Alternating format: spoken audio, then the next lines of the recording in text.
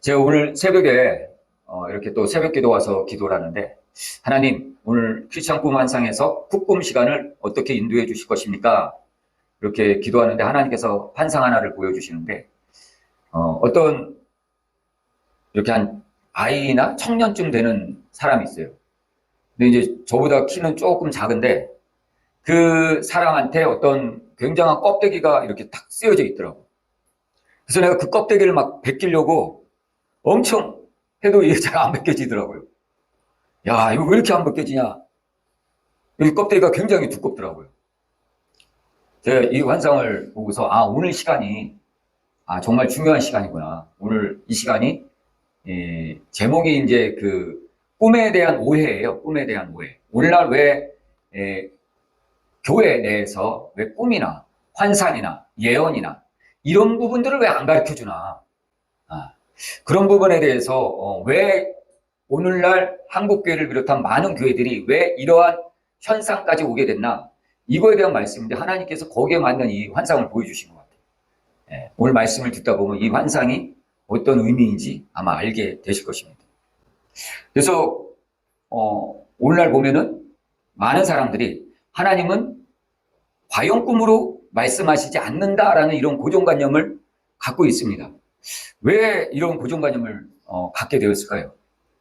이것은 우리가 좀 과거로 이렇게 지나가서 2000년 전쯤 예수님께서도 이 땅에 오셨을 때 많은 사람들이 예수님으로 구세주로 알아보질 못했어요.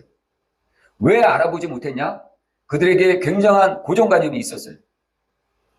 그래서 예수님이 이 땅에 오셨음에도 불구하고 그들이 예수님으로 알아보지 못한 것은 예수님은 구세주는 뭔가 특별한 걸로, 특별한 모습으로 올 것이다 라고 생각했기 때문이에요.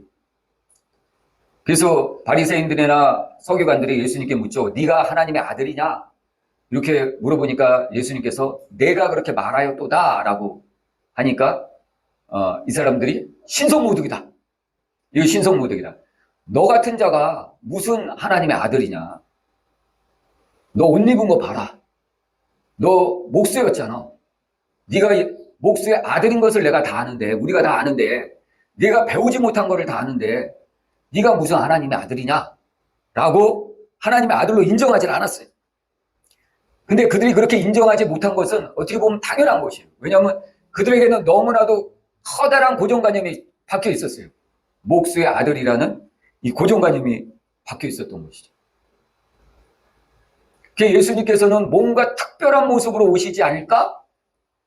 뭔가 좋은 옷을 입고 화려한 옷을 입고 오지 않을까? 이런 생각을 했다라는 것입니다. 그래서 이사야서에도 보면은 예수님의 모습을 이렇게 얘기하고 있죠.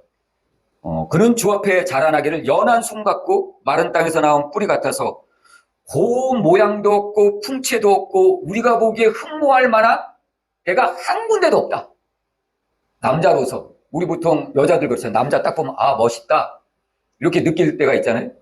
또 남자는 또 여자를 볼 때 이쁘다 이렇게 느낄 때가 있잖아요. 근데 예수님은 흠모할 만한 그 아무것도 없었다라는 것이에요. 남자로서 등치가 있는 것도 아니고 뭐 바디빌더를 해가지고 뭐 근육이 있으신 것도 아니고 그렇다는 것이에요. 그래서 사람들이 예수님이 이 땅에 오셨음에도 불구하고 무시해버렸다라는 것이에요. 그래서 꿈이 이와 같지 않냐는 것이에요. 꿈이. 오늘날 보면 꿈을 누구나 다 꿔요. 어린아이도 꾸고 청년들도 꾸고 노인들도 꾸고 대통령도 꾸고 정치인도 꾸고 정치인 아닌 사람도 꾸고 또 학식 높은 박사, 석사들도 꾸고 학식 없는 고졸, 중졸, 초졸도 다 꿈을 꿔요. 뿐만 아니라 노인도 꾸고 또 아이도 꾸고 뿐만 아니라 종교에 또 관계도 없어요.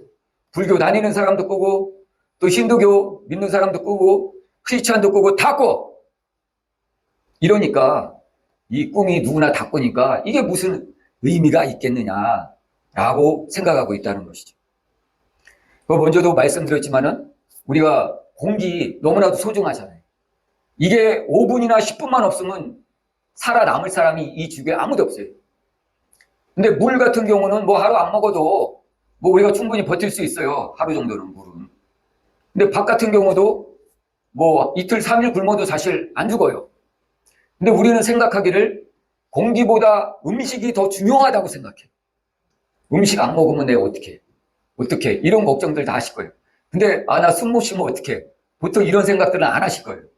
그 극한 상황에 놓이지 않느냐. 이렇듯 이 꿈이라는 것이 너무 흔해요. 너무 누구나 다 꿔. 그래서 이게 값어치가 없이 느껴진다는 것이. 그래서 우리는 생각하기를 하나님의 말씀은, 음성은 뭔가 특별한 방법으로 온다라고 사람들이 생각하고 있어요. 모세가 그랬잖아요. 모세가 사막에서 양떼를 몰고 있을 때 타지 않는 떨기나무 가운데 하나님이 임재하는 걸 보았어요. 그래서 그걸 쫓아갔죠. 우리는 그렇게 생각해요. 하나님께서 나한테 뭐 좀 말씀하시려면 뭔가 모세와 같이. 또는 사무엘이 밤에 자려고 누웠는데 하나님께서 부르시죠. 사무엘아, 사무엘아. 엘리 제사장한테 가니까 내가 부르지 않았다. 그렇게 3번을 반복한 후에야 엘리 제사장이 알려주죠. 이거 하나님께서 부르시는 거다. 우리 또한 그렇게 생각해요. 뭐 하나님께서 뭐 꿈으로 말씀하시겠어? 하나님께서 뭔가 좀 나한테 사무엘을 부른 것처럼 부드럽고 친밀하고 뭔가 화려한 이런 모습을 부르지 않을까? 이렇게 생각하고 있다는 거죠. 사울은 또 어땠어요? 사울은 다메섹으로 예수님을 잡으러 가다가 강한 빛이 비쳐서 낙마하고 눈이 멀고 그때 예수님을 만났어요. 근데 우리 또 다 그렇게 생각하고 있어요. 대부분. 하나님께서 예수님께서 날 만나 주시고 날 부르신다면 뭔가 강력한 빛 가운데 뭔가 강력한 음성 가운데 우레와 같은 음성 가운데 아마 날 부르시지 않을까? 그럴 거야. 꿈으로 이런 걸로는 아닐 거야. 그러고서 다 버려버린다는 것이 그걸. 그래서 우리는 뭔가 특별한 방법을 원한다는 거예요, 지금. 근데 하나님께서는 그렇지 않다라는 거죠. 우리 성경 한번 찾아볼까요? 욥기 33장 성경 한번 찾아보죠.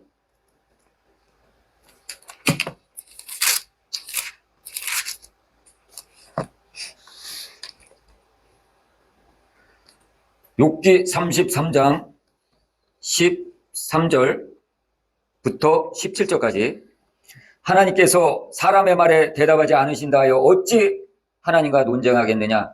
하나님은 한 번 말씀하시고 다시 말씀하시되 사람은 관심이 없도다. 사람이 침상에서 졸며 깊이 잠들 때나 꿈에나 밤에 환상을 볼 때 그 사람의 귀를 여시고 경고로서 두렵게 하시니 이는 사람에게 그의 행실을 버리게 하시며 사람의 교만을 막으려 하심이라. 아멘. 자, 욥기 33장 13절에도 보면은 하나님께서는 한 번 말씀하시고 다시 말씀하시되 그뿐만 아니라 사람이 침상에서 졸고 깊이 잠들 때 꿈에나 밤의 환상 중에 분명 성경이 이렇게 얘기하고 있거든. 꿈에나 밤의 환상 중에 오늘 본문 이 6기 33장에도 보면 하나님께서 사람의 말에 대답하지 않으신다 하여 이 말씀은 하나님께서 대답 안 하신다는 게 아니에요. 대답을 하신다는 것이에요. 근데 사람이 무관심하다. 하나님께서 그렇게 하실 때는 왜 그렇게 하시냐? 이 사람이 너무나도 큰 고정관념, 사회적 뿌리에 박혀 있기 때문에 그 방법이 아니고서는 도저히 그 사람을 꺼집어낼 수가 없거든. 모세 봐보세요. 모세 굉장한 당대 지식인이에요. 왕자의 교육을 다 받은 사람이에요. 이 사람 더군다나 40대 때 남자 나이 40이면 가장 힘이 있을 나이고 가장 지식이 충만할 나이잖아요. 그때 하나님의 부르심을 이제 알고 자기가 스스로 갔다가 완전 뒤로 후퇴해버렸잖아요. 그 뜻이 또 사울도 그랬죠. 사울도 굉장한 혈기, 지식 이게 충만했던 사람이죠. 그러니까 하나님께서 사울을 꼬꾸라뜨리지 않는 한 사울은 절대 하나님께로 안 들어와요. 그냥 부드럽게 사울아, 사무엘을 부른 것처럼 사울아 내 말을 들으렴 이러면 사울이 듣겠어요? 절대로 안 들어요. 한번 꼬꾸라뜨리고 눈 멀게 해서 3일 동안 못 보게 하고 이러지 않는 한 사울 절대 안 들어온다고요. 안 들어오기 때문에 하나님께서 그런 방법을 취하신 것이죠. 그래 오늘날 우리들도 많은 성도들이 이런 똑같은 생각을 하고 있어요.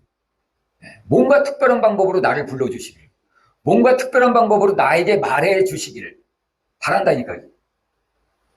그렇지 않다라는 것이. 우리가 자녀들에게 얘기할 때도 뭔가 특별한 방법으로 얘기를 항상 하려고 그래요. 그건 아니잖아요. 그냥 자연스럽게 아침에 일어나서 잘 잤어? 그리고 오늘 무슨 일 있지? 그래. 잘하고 와. 또 전화해서 멀리 있으면 야, 오늘 너 시험 보지? 그래.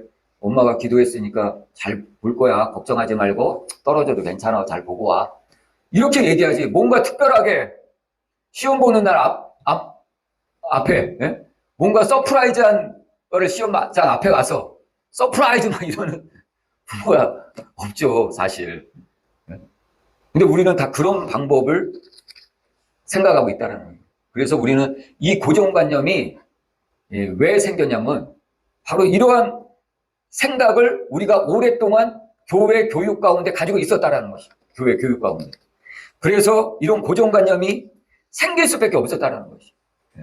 예수님이 계셨을 때도 이런 고정관념 때문에 도저히 예수님을 믿을 수 없었던 것처럼 오늘도 우리도 똑같다라는 거예요. 똑같다라는 거죠.